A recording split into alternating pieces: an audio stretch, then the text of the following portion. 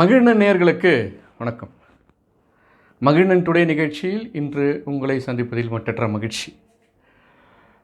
பாட்டாளி கட்சியினுடைய தலைவர் பெருமதிப்பிற்குரிய மருத்துவர் அன்புமணி ராமதாஸ் அவர்கள் ஒவ்வொரு மாவட்டமாக பொதுக்குழு கூட்டி அந்த பொதுக்குழுவின் வாயிலாக ஏறக்குறைய 15 தீர்மானங்களை நிறைவேற்றி அந்த 15 தீர்மானங்களில் மிக அதிகமாக ஒரு பாதி அளவு என்று வைத்துக்கொள்ளலாம். அதாவது 15 தீர்மானம்னா அதில் ஒரு 7 அல்லது 8 தீர்மானங்கள் அந்த மாவட்ட சித்தத்தை சார்ந்த பிரச்சனைகளை மையப்படுத்தியும், மீதி இருக்கின்ற 7 மாவட்டங்கள் தமிழகத்தை சார்ந்த நலன்களை மையப்படுத்தியும் தீர்மானங்கள் நிறைவேற்றி தன்னுடைய கோரிக்கைகளாக தமிழக அரசுக்கும் இந்திய அரசுக்கும் மக்களிடையேயும் எடுத்து சென்று கொண்டிருக்கிறார்.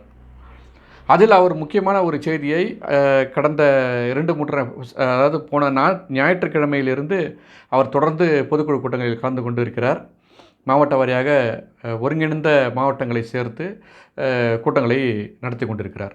அதில் அவர் தொடர்ந்து சொல்லக்கூடிய ஒரு செய்தி என்னவென்று சொன்னால், ஆளுகின்ற திமுக அரசு நம்முடைய தமிழ்நாட்டுக்கான பெரும் கேடு, ஒழிக்கப்பட வேண்டியது இந்த திமுக அரசு, மக்களுக்கு விரோதமானது இந்த திமுக என்று தொடர்ந்து சொல்லிக் கொண்டிருக்கிறார். அது குறித்து விரிவான செய்திகளை நாம் இந்த காணொலியில் காண்போம். நண்பர்களே, இன்று திருவண்ணாமலை மாவட்டத்தில் காலையிலும் பிற்பகலில் அதாவது மாலையில் கள்ளக்குறிச்சி மாவட்டத்திலும் தொடர்ந்து 2 பொதுக்குழு கூட்டங்களை திரு அன்புமணி ராமதாஸ் அவர்கள் பாட்டாளி கட்சியினுடைய தலைவராக நடத்தியிருக்கிறார். இந்த 2 செய்திகளில் 2 மாவட்டங்களிலும் அவர் தொடர்ந்து பேசியது என்னவென்று சொன்னால், திமுக அரசு இந்த மக்கள் விரோத அரசாக மாறியிருக்கிறது, ஒழிக்கப்பட வேண்டிய கட்சி திமுக, மக்களுக்கு விரோதமான அரசு திமுக என்று திமுகவை கடுமையாக சாடிக்கொண்டிருக்கிறார். இந்த வருகின்ற தேர்தலில் 2026 நடைபெற இருக்கின்ற சட்டமன்ற பொதுத் தேர்தலில் கண்டிப்பாக திமுக அரசை தோல்வியுறச் செய்ய வேண்டும். ஒருவேளை அந்த கட்சி மீண்டும் ஆட்சியில் அமருமானால் இந்த தமிழ்நாட்டு மக்களுடைய வாழ்க்கைக்கு முற்றுப்புள்ளியாக அமையும் என்ற ஒரு செய்தியும் அவர் அந்த போகிற போக்கில் மிக மிக சாதுரியமாக பதிவு செய்து சென்றிருக்கிறார்.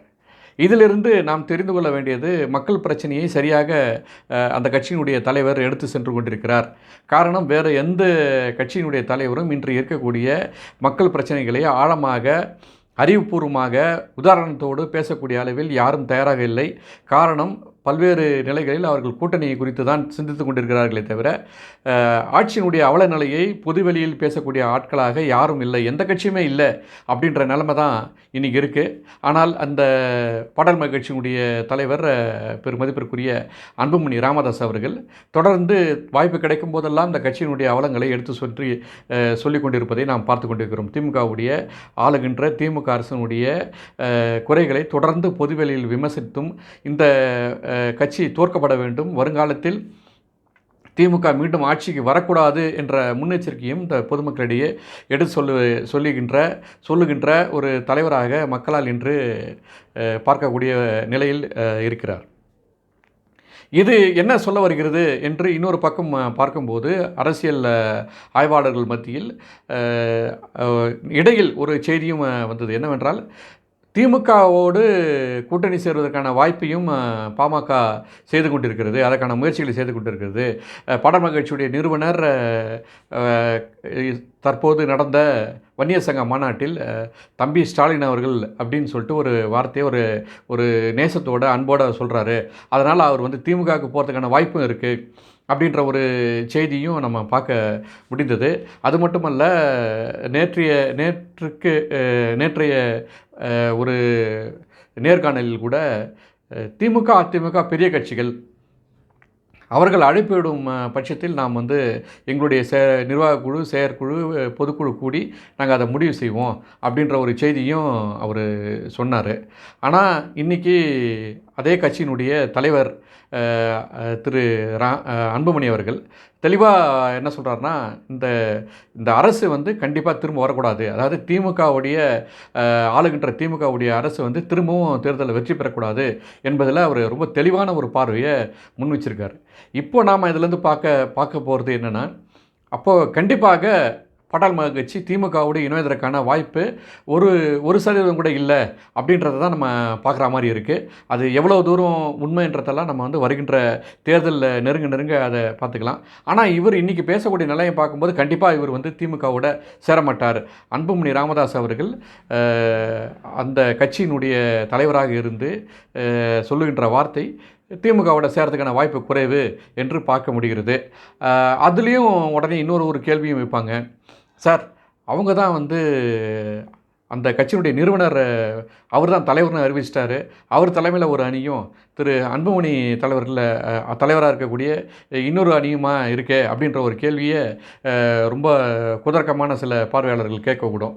ஆனால் இங்கே நடக்கிற உண்மை என்னன்னு சொன்னால், மருத்துவர் ஐயா கூட்டுகின்ற கூட்டத்தை விட பெரும்பான்மை கூட்டமாக, செல்லுமிடங்கள் எல்லாம் மக்களுடைய கூட்டமாக, இளைஞர்களின் கூட்டமாக, முன்னோடிகளின் கூட்டமாக எங்கே இருக்காங்க, பெரும்பான்மை மக்கள் எங்கே இருக்காங்க, பெரும்பான்மை கட்சி உறுப்பினர்கள் எங்கே இருக்காங்க அப்படின்னு பார்க்கும்போது அந்த கட்சியினுடைய தலைவர் டாக்டர் அன்புமணி ராமதாஸோடு தான் பயணிக்கிறாங்க.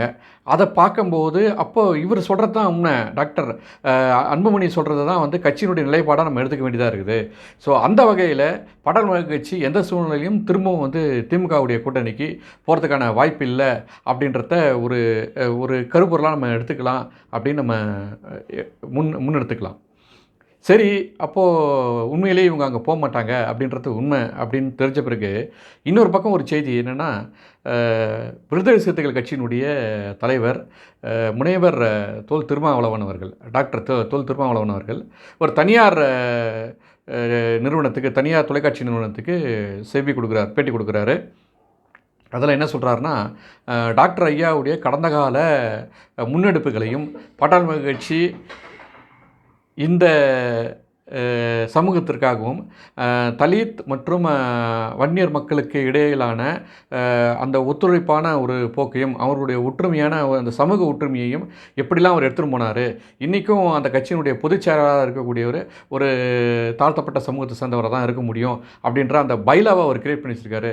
இந்த வேறு எந்த கட்சியும் இந்த மாதிரியான ஒரு முன்னெடுப்பு எடுக்கலைன்னு சொல்லிட்டு ஐயா பெருமையாக பேசக்கூடிய அதே நிலையில் அவர் ஒரு செய்தியும் ரொம்ப சூசகமாக சொல்லிட்டு போகிறார். என்னென்னா, ஒருவேளை பாமக கால சூழ்நிலை மாற்றத்திற்கு ஏற்ப, கால சூழ்நிலையினால் திமுகவுடைய கூட்டணிக்கு வரும் பட்சத்தில் நீங்கள் அதை எப்படி பார்ப்பீங்க அப்படின்னும்போது ரொம்ப சாதாரணமாக திருமாவளவன் அவர்கள் சொல்லக்கூடிய செய்தி என்னென்னா, அவர் வரத்தை நாங்கள் எதுவும் தடுக்கலை, நாங்கள் எந்த ஒரு கட்சிக்கும் தடையாக இல்லை, அவர் வந்தால் அது எங்களுக்கு ஒன்றும் பிரச்சனை இல்லை, ஆனால் நாங்கள் வந்து திமுக கூட்டணியில் இருக்க மாட்டோம் அப்படின்ற ஒரு செய்தியை சொல்லிவிட்டு அந்த அந்த அந்த அந்த ஒரு ஒலிபெருக்கியே வந்து அலற அளவு கூட ஒரு ஒரு ஒரு மிக முக்கியமான ஒரு செய்தியை அவர் சொல்கிறார். அவர் உண்ணாவிரதம் இருந்து சாகும் வரை உண்ணாவிரதம் இருக்கிறேன் அப்படின்னு சொல்லிட்டு ஒரு மிகப்பெரிய ஒரு முன்னெடுப்பு எடுக்கிறாரு. அப்படி எடுக்கும்போது எல்லாரும் வந்து அவர்கிட்ட சொல்கிறாங்க, திருமாவளவன்கிட்ட, நீங்கள் தயவுசெய்து வந்து இந்த உண்ணாவிரதத்தை நீங்கள் நிறுத்தணும், இது வந்து உங்களுடைய உடல்நலத்தை பாதிக்கக்கூடிய விஷயமா இருக்குது, நீங்கள் இப்படி எடுக்கிறது சரியில்லை அப்படின்னு சொல்லும்போது இதே தொல் திருமாவளவன் அவர்கள் அப்படி நான் நிறுத்தணும்னா அந்த அந்த செய்தியை அல்லது அந்த முன்னெடுப்பை செய்யக்கூடிய ஒரே தகுதியான தலைவர், தமிழ்நாட்டினுடைய ஒரே தகுதியான தலைவர் யாருன்னா அது பாட்டாளி மக்கள் கட்சியினுடைய நிறுவனர் பெருமதிப்பிற்குரிய டாக்டர் ராமதாஸ் அவர்கள் தான். அவர் தான் வரணும், அவர் வந்து பழரசம் கொடுத்தா நான் வந்து என்னுடைய உண்ணாவிரத்தை நிறுத்திக்கிறேன் அப்படின்ற ஒரு செய்தியை அவர் சொன்னார். ஆனால் காலப்போக்கில் ஏற்பட்ட அல்லது திருமாவளவன் அவர்களுக்கும் டாக்டர் ஐயா அவர்களுக்கும் இடையிலான ஏற்பட்ட அந்த இடைவெளியை ஊதி பெருசாக்கி இன்றைக்கு எந்த வகையிலுமே இணைய முடியாத அளவிற்கு ஒரு செய்தியை எடுத்து போன அந்த புல்லுருவிகள், அந்த சதிகாரர்கள் செய்த விளைவு தான் இன்றைக்கி தமிழ்நாட்டில் உள்ள மிகப்பெரிய சமூகங்களான வன்னியர் சமூகமும் தலித் சமூகமும் எந்த நிலையிலையும் ஒன்று கூட முடியாத அளவிற்கு இன்றைக்கி எடுத்துன்னு போகக்கூடிய நிலைக்கு ஆளாக்கினது இவர்கள் இருவருக்கும் இடையிலான அந்த சதிகாரர் கூட்டம்தான் அப்படின்னு தான் நம்ம வந்து தொடர்ந்து அரசியலை பார்க்கக்கூடிய நபர்களால் புரிந்து கொள்ள முடிகிறது. காரணம், இந்த இரண்டு பெரும் தலைவர்களும், அதாவது டாக்டர் ராமதாஸ் அவர்களும் சரி, மருத்துவர் முனைவர் திருமாவளவன் அவர்களும் சரி, ரெண்டு பேரும் ஒன்றா இருந்தபோது எடுத்த முன்னெடுப்புகள் என்பது அன்றைக்கு இருந்த திமுக அரசியும் சரி அதிமுக அரசியும் சரி கிட்டத்தட்ட கதற விட்டு இருந்தாங்க அப்படின்ற வார்த்தை தான் உண்மை.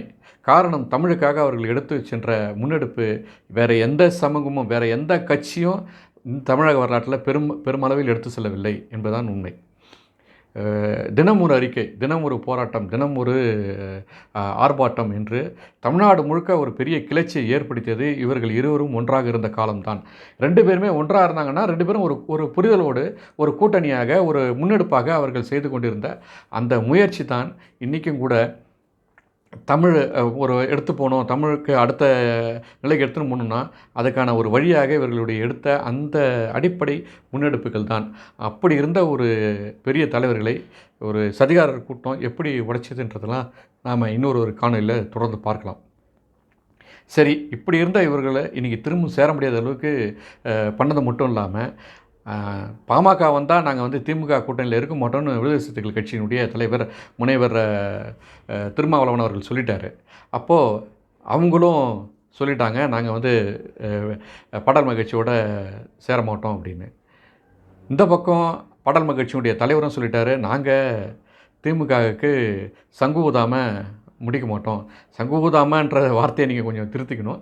அதாவது அந்த முடிவுரை எழுதக்கூடிய நிலையில் அவர் ரொம்ப அழகாக சொன்னார், begins to end of the DMK party அப்படின்னு அழகாக டாக்டர் அன்புமணி ராமதாஸ் அவர்கள் இன்றைக்கி கூட்டத்தில் சொன்னதை நம்ம பார்க்குறோம்.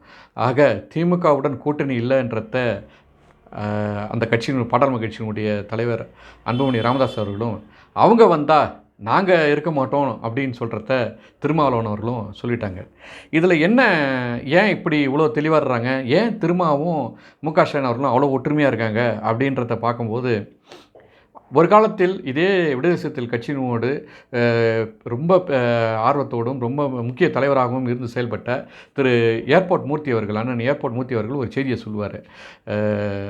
திருமா அவர்கள் தமிழரே இல்லை, அவர் ஒரு திம்மவாடு, திம்ம வாலு, அவரும் ஒரு தெலுங்கர் தான். அதனால தான் அவங்களாம் இன்றைக்கி இந்த அளவுக்கு தமிழ்நாட்டினுடைய வளர்ச்சிக்கும் தமிழ்நாட்டினுடைய முன்னெடுப்புக்கும் எதிர்பார்க்குறாங்க அப்படின்னு சொல்லிட்டு ஏர்போர்ட் மூர்த்தி அவர்கள் சொன்னது தான் என்னைக்கு வருது. ஒருவேளை திமுகவினுடைய தலைவரும் ஆந்திராவை பூர்வீகமாக கொண்டவர், திருமாவளவன் அவர்களுடைய பூர்வீகம் ஒரு வேளை அப்படி தான் இருக்குமோ, அதனால் இவங்க 2 பேருக்கும் ஒத்த கருத்தோடு போகிறாங்க. ஆனால் தமிழ்நாட்டின் பூர்வீகமாக கொண்ட தமிழ்நாட்டினுடைய பூர்வக்குடி மக்களான வன்னிய சமூகத்தினுடைய அடையாளமாக காணப்படுகின்ற பாடல் கட்சியினுடைய கூட்டணி என்பது வந்தாங்கன்னா நாங்கள் சேர மாட்டோம்னு திரும்ப சொல்லும்போது அதையும் கோத்து பார்க்க வேண்டிய ஒரு நிலையில் தான் ஒரு அரசியல் பார்வையாளனாக நாங்கள் பார்க்குறோம். இன்னும் நாட்கள் இருக்கின்றன. இன்னும் ஒரு 5 மாதத்துக்குள்ளே யார் எங்கே போகிறாங்க, என்ன முடிவுக்கு வரும் அப்படின்ற செய்தியெல்லாம் நம்மளால் பார்க்க முடியும். உங்களைப் போலவே நானும் அரசியல் நடவடிக்கைகளை, அடுத்தடுத்து மாற்றங்களை என்ன நடக்குதுன்றத உங்களோடு சேர்ந்து நானும் உன்னிப்பாக கவனித்து கொண்டிருக்கின்றேன். மீண்டும் அடுத்த காணொளியில் சந்திப்போம். உங்களுடைய ஆதரவிற்கு நன்றி. நண்பர்களே, மகிழ்நன் தொலைக்காட்சி தொடர்ந்து மக்களுக்காக, குறிப்பாக வட தமிழகத்தினுடைய வன்னிய சமூகம் சார்ந்த மக்களுக்காகவும், தலித் சமூகம் சார்ந்த மக்களுக்காகவும் தொடர்ந்து குரல் கொடுத்து கொண்டிருக்கின்ற பூர்வக்குடி தமிழர்களுடைய வாழ்வாதாரத்தை மேம்படுத்தக்கூடிய, தமிழ் சமூகம் சார்ந்த செய்திகளை வெளியிடக்கூடிய ஒரு ஊடகமாக உங்களிடையே களமாடி கொண்டிருக்கிறது. உங்களுடைய ஆதரவு தான் எங்களுடைய ஒவ்வொரு முன்னெடுப்பிற்கும் பெரும் உத்தரவாதமாக, பெரும் உற்சாகமாக இருக்கும். எனவே நம்முடைய சேனலை சப்ஸ்கிரைப் செய்து ஆதரவு தருமாறு உங்களை அன்போடு கேட்டுக்கொண்டு விடைபெறுகிறேன். நன்றி, வணக்கம்.